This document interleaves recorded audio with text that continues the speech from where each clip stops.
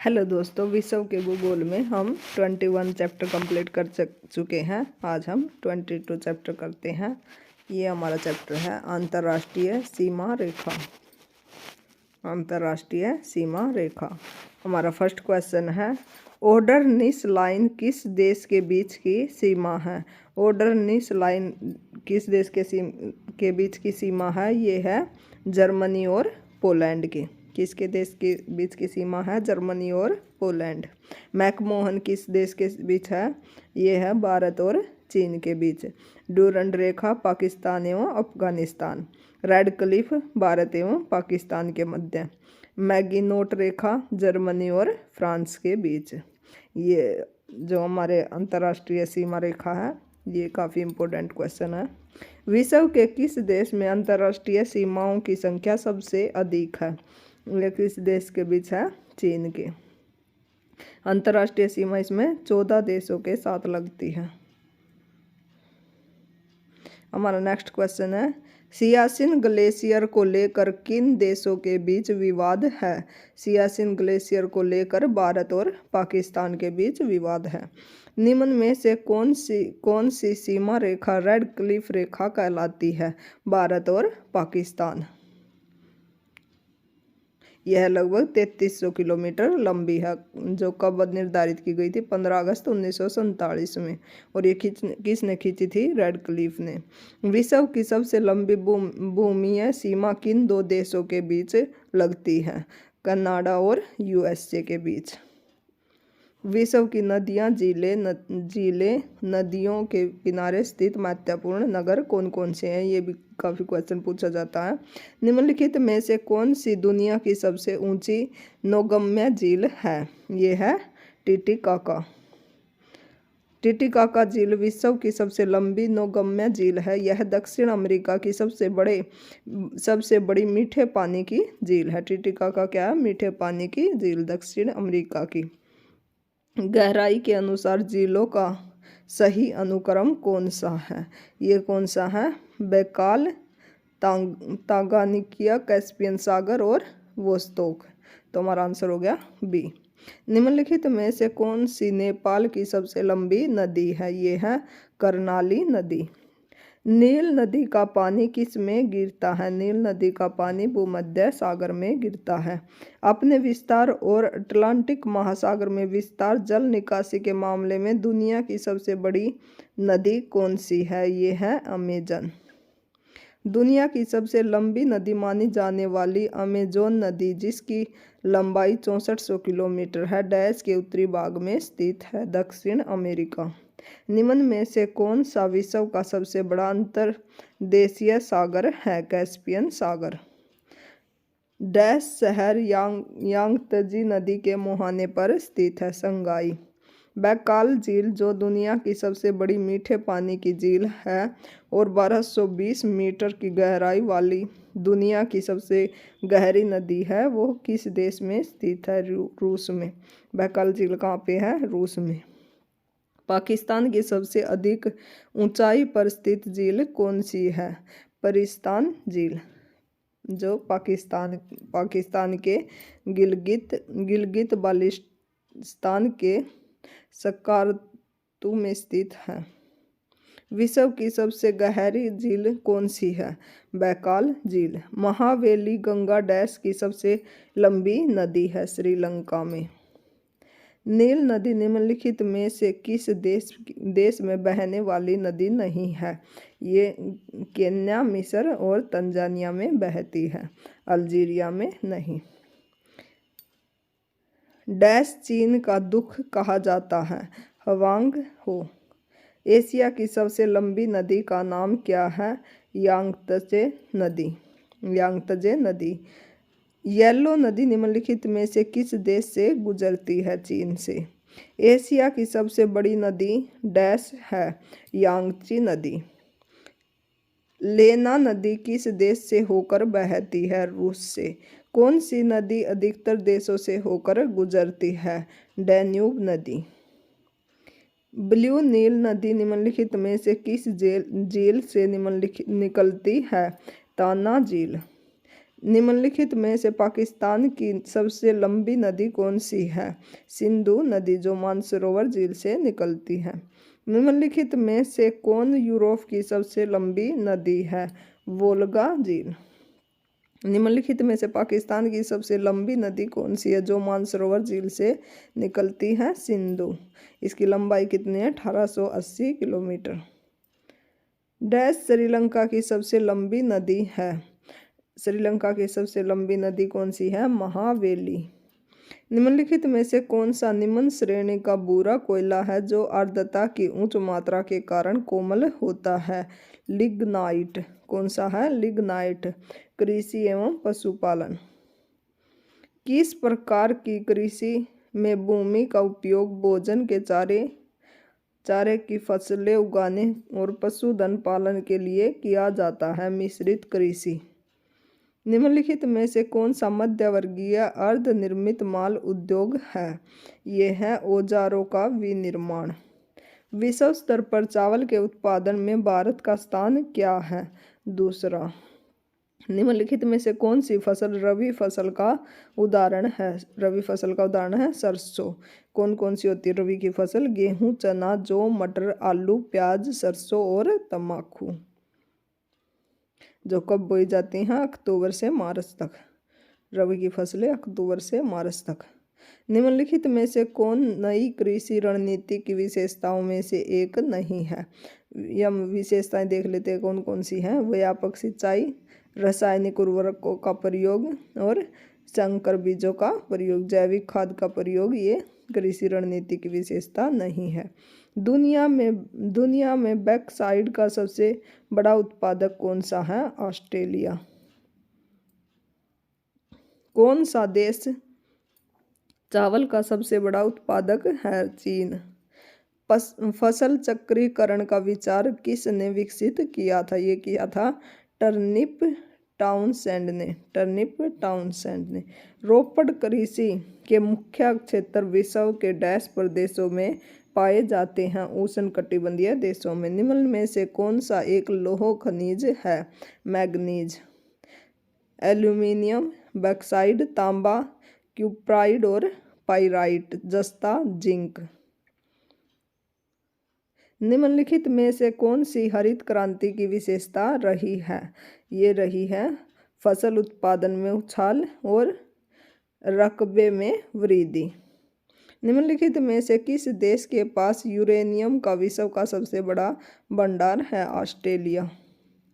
निम्नलिखित में से किस रेगिस्तान में अत्यधिक मात्रा में स्वर्ण भंडार पाए जाते हैं? आटाकामा में। कौन सा देश अमरूद का सबसे बड़ा उत्पादक है? भारत। विश्व में एस्बेस्टॉस का अग्रणी उत्पादक देश कौन सा है? रूस। ब्रिजमेनाइट क्या है? धरती पर सर्वाधिक मात्रा में पाए जाने वाले खनिज का नाम क्या है? ब्रिजमेनाइट। निम्नलिखित में से कौन सा बंदरगाह या टर्मिनल प्रशांत महासागर में स्थित नहीं है?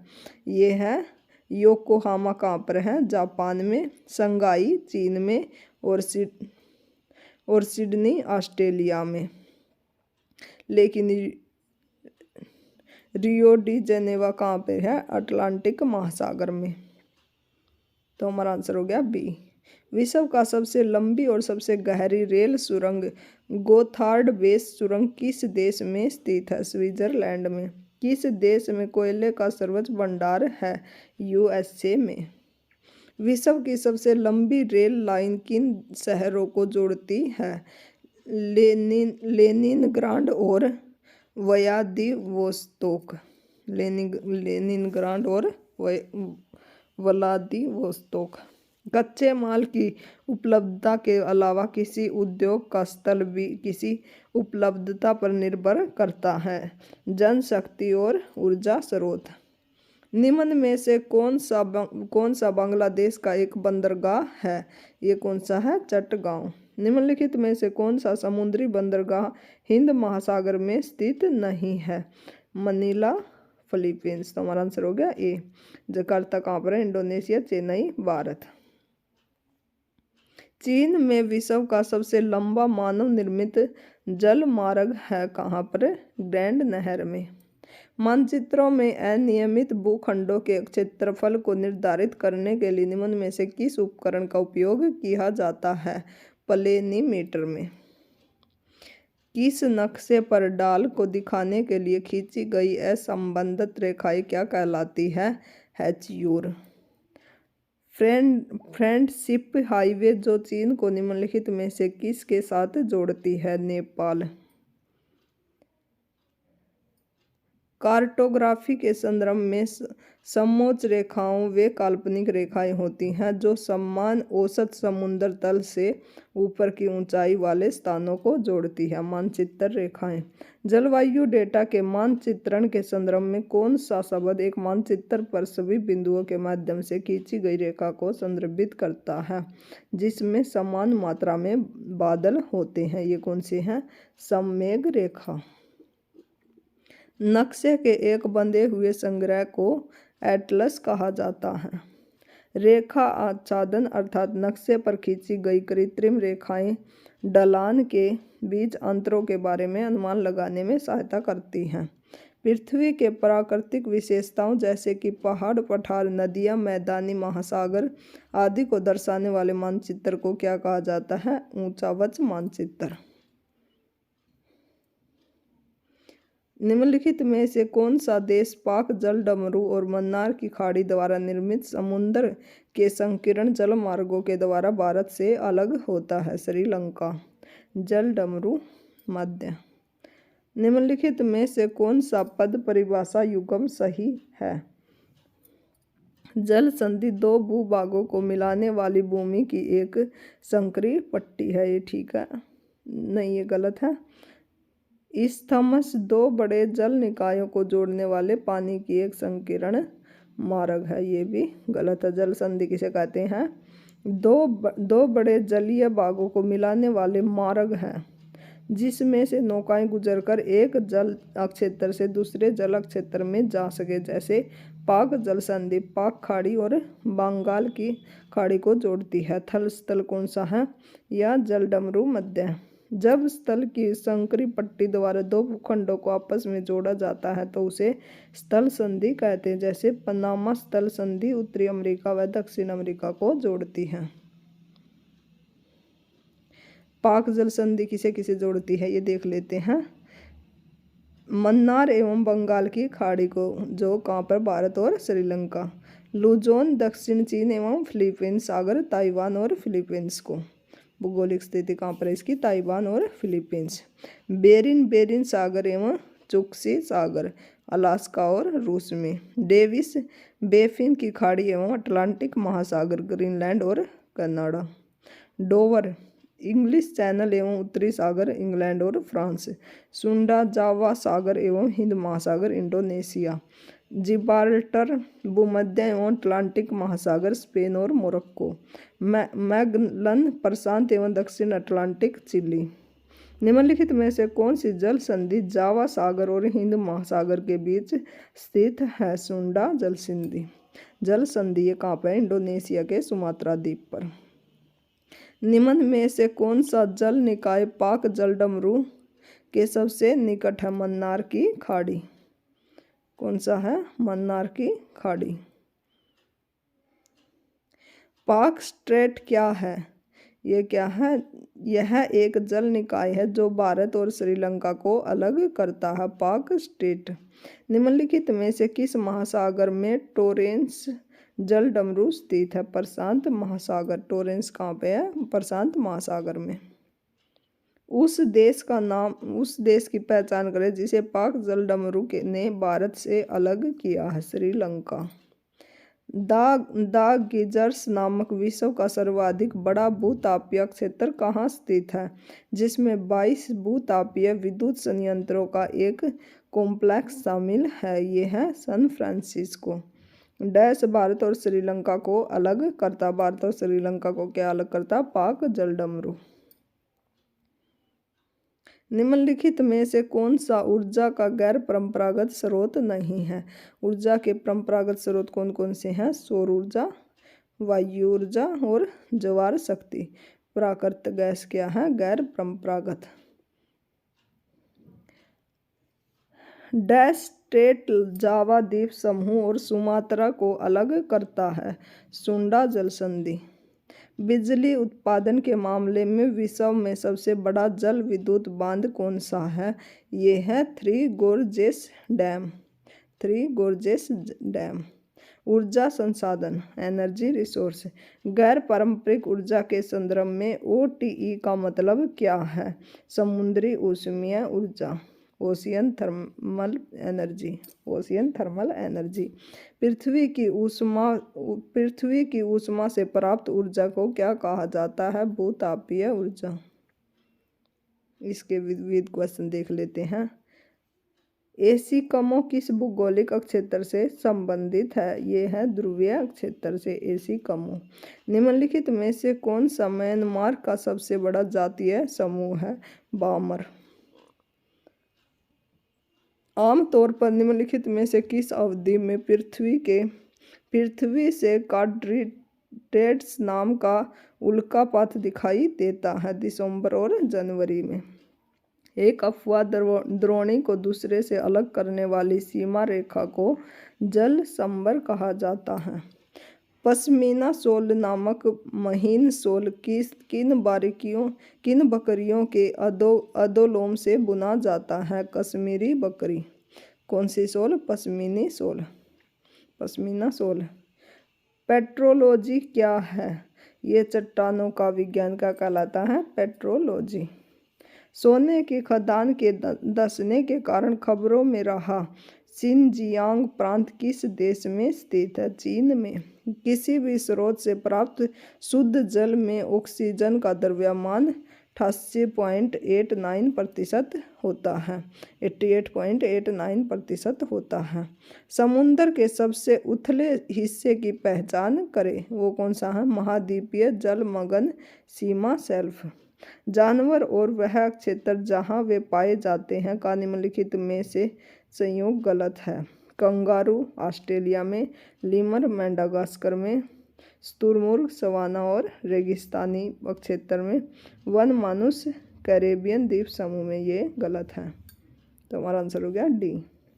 एक समुद्री मील डैश के बराबर होता है? ये होता है 1852 मीटर के। टाइमियस के अभिलेखों के अनुसार आकाशीय पिंडों के गति की अवधि के साथ समय की पहचान करने वाले पहले व्यक्ति कौन थे? प्लूटो। निम्नलिखित में से कौन सा भूमिगत जल क्रिया का परिणाम नहीं है? जल क्रिया का परिणाम है सिंकहोल, स्टेलेक्टाइट और स्टेलेग्माइट। लेकिन फियोर्ड भूमिगत क्रिया का परिणाम नहीं है, यह है हिमनद क्रिया का परिणाम क्या है? हिमनद क्रिया का परिणाम क्या है? फियोर्ड। न्यूनतम अल्पकालीन प्राकृतिक संकट कौन सा है? बिजली की चमक। किसी देश का सीमांतर जल क्षेत्र तट से कितने किलोमीटर तक होता है? ये होता है 22.20 किलोमीटर। निम्नलिखित में से कौन सा देश बंदरगाह विहीन देश है? बंदरगाह विहीन देश कौन सा है? मंगोलिया। बेली के मोतियों को निरीक्षण किया जा सकता है पूर्ण सूर्य ग्रहण के समय। एक कृत्रिम नेविगेशन चैनलों को नहर कहा जाता है। भारत का कौन सा पड़ोसी देश समृद्धि को अपने नागरिकों की खुशी के स्तर द्वारा मापता है? भूटान। ध्रुवीय क्षेत्र की आबादी किन कारणों से विरल है? अनुपयुक्त जलवायु की दशा के कारण। समुद्र की एक चौड़ी उपखाड़ी जो आकार में अवतल हो क्या कहलाती है? वो कहलाती है खाड़ी। सवेज नहर किस देश में स्थित है? इजिप्ट में। उत्तरी गोलार्ध में ग्रीष्मकालीन संक्रांति 2019 में डैश की होगी? 21 जून। सवेज नहर किस में मिलती है? लाल सागर व भूमध्य सागर। लाल सागर व भूमध्य सागर। दोआब का क्या मतलब है? दो नदियों के बीच की भूमि को क्या कहते हैं? दोआब। निम्नलिखित में से कौन से उद्योग को सूर्योदय उद्योग कहा जाता है? सूचना प्रौद्योगिकी। जब नदियाँ सभी दिशाओं से अपने जल को किसी झील या अवसाद से निस्सरण करती है तो निर्मित जल निकासी पैटर्न को डैश कहा जाता है? अभिकेंद्री। भारत का भूगोल अब नेक्स्ट वीडियो में देखेंगे। Thank you for watching.